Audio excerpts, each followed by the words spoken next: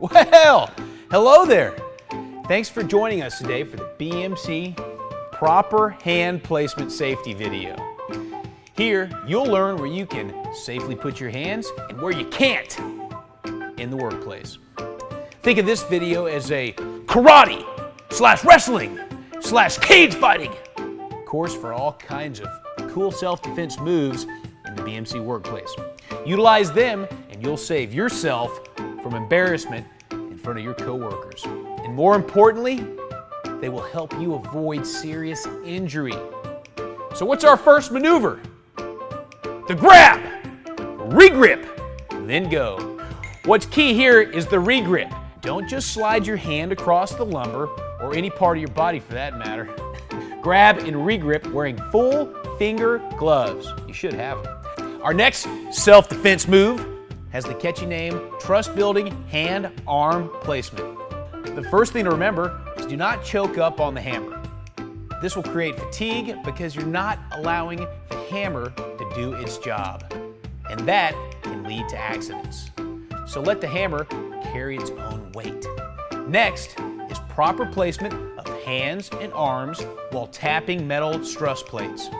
Once the plate webbing is secured, be careful not to catch your fingers or any other body parts on the truss plate, because it's as sharp as my wit. Remember, you're not trying to kill the truss plate.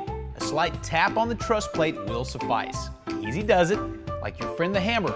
Let the press do the work. And after the truss comes together, make sure your fingers and arms are out of the way. And now, my personal favorite, power tool hand and arm placement, baby.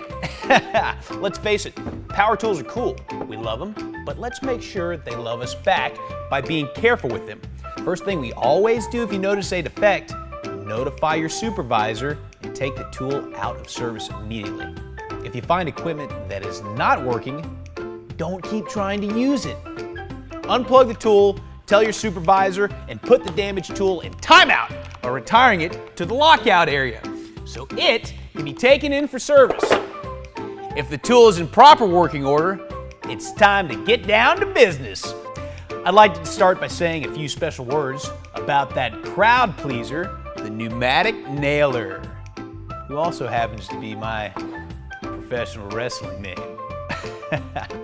When building a truss, hold your hand 8 inches away and do not guide the nail gun with your foot or hand.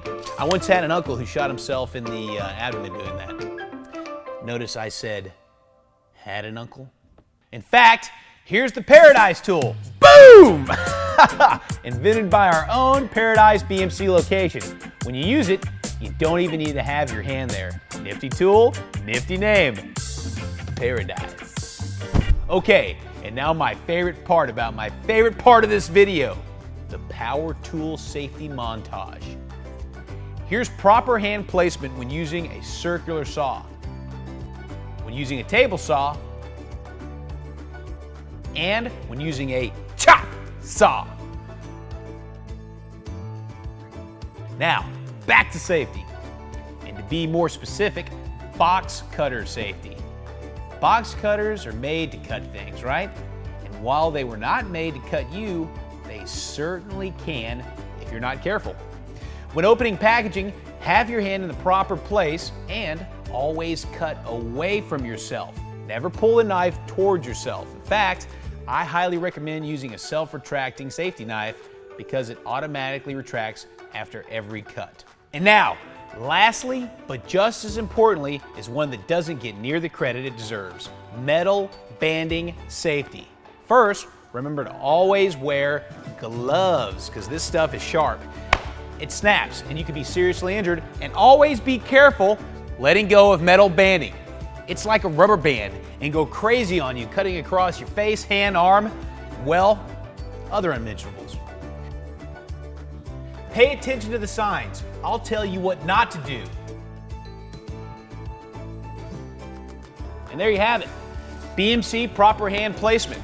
Remember, these safety policies and practices, apply them every day in the workplace. Share this video and watch it often.